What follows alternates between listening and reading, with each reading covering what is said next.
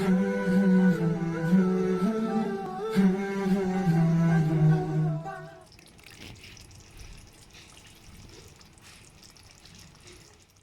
தேங்காய் எண்ணெய் யூஸ் பண்ணுறேன். சின்ன சைஸில் 2 பட்டை, நல்ல 2 பெரிய வெங்காயமும் கருவேப்பிலையும் இதில் ஆட் பண்ணுறேன். வெங்காயம் நல்லா இந்த மாதிரி ப்ரௌன் ஆகிற வரைக்கும் நல்லா நம்ம வதக்கி எடுத்துக்குவோம். நான் வந்து ஒரு தக்காளி இந்த மாதிரி பியூரி மாதிரி பண்ணிட்டேன். ஒரு தக்காளி ஆட் பண்ணிக்குவோம். சின்ன சைஸ் தக்காளி தான்.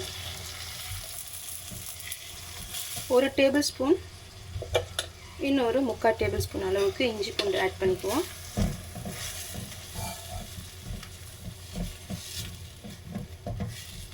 இந்த தடவை வந்து பூண்டு கொஞ்சம் அதிகம் வச்சதுனால தான் இஞ்சி பூண்டு வந்து கொஞ்சம் வெள்ளையாகவும் இருக்குது. கொஞ்சம் இஞ்சி பூண்டோடைய பச்சை வாடை போகிற வரைக்கும் கொஞ்சம் நேரம் வதங்கட்டும். நான் அதுக்கு கொஞ்சம் ஹாட் வாட்டர் ஆட் பண்ணுறேன்.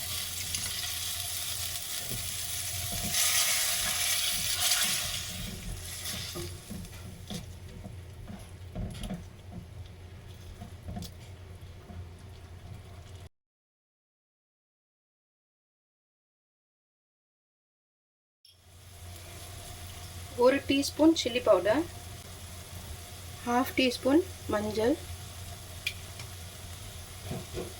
1 டீஸ்பூன் பெருஞ்சீரகம். இதை நல்லா மிக்ஸ் பண்ணிக்குவோம்.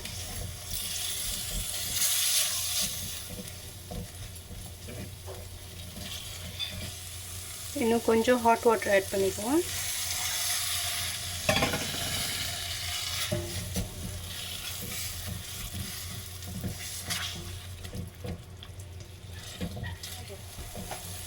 இந்த மாதிரி எண்ணெய் பிரிஞ்சு வர ஆரம்பிச்சிருச்சு. சிறுஜீரகம் 1 டீஸ்பூன், கறி மசாலா 2 ஃபுல் டீஸ்பூன் போடுறேன்.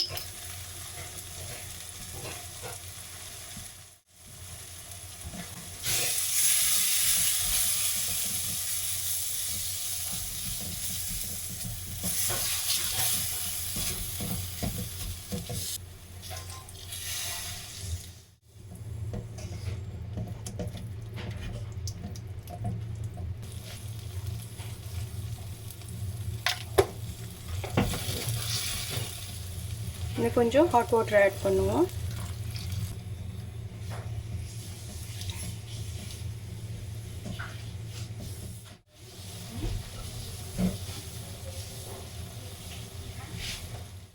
மசாலா வந்து இப்போ இந்த பச்சை வாடையெல்லாம் போய் நல்ல வாசம் வந்துருச்சு. இப்போ வந்து இந்த பச்சை மசாலா ஸ்மெல் இல்லை. இப்போ நம்ம வந்து கொஞ்சம் உப்பு பார்த்துக்குவோம். ஓகே, உப்பு உரப்பு எல்லாமே போதும். இப்போ தான் நம்ம வந்து இறாலை வந்து உள்ளே இறக்க போகிறோம்.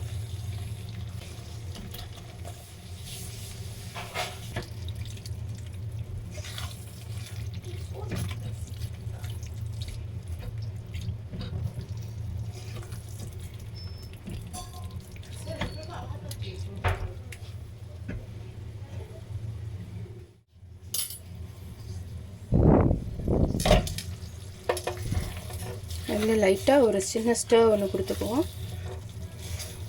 வந்து லைட்டாக சுருண்டுருச்சு. இப்போ பார்த்தீங்களா, ரொம்ப நேரம் வந்து நம்ம போட்டு வதக்கக்கூடாது. அதனால் இப்போ கொஞ்சம் தேங்காய் பால் கொடுக்க போகிறேன். இது வந்து இந்த ஃப்ரெஷ்ஷான தேங்காய் பால் நல்லா கெட்டியாக எனக்கு அரைச்சி வந்துச்சு. நான் ஃப்ரீசரில் வச்சுருந்தேன். ஸோ அதனால் நான் அது வந்து ஒரு 3 டேபிள் ஸ்பூன் தான் கொடுக்குறேன்.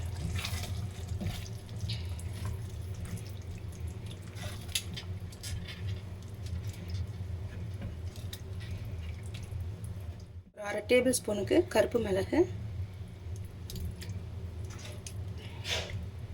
நல்லா மிக்ஸ் பண்ணிடுவோம்.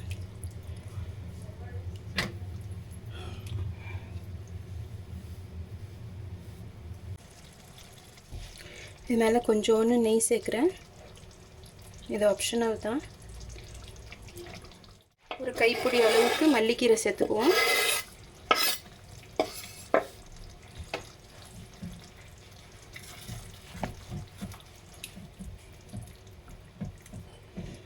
அவ்வளோதான், நம்மளோட ரொம்ப ஈஸியான இறால் குருமா ரெடி ஆகிடுச்சு.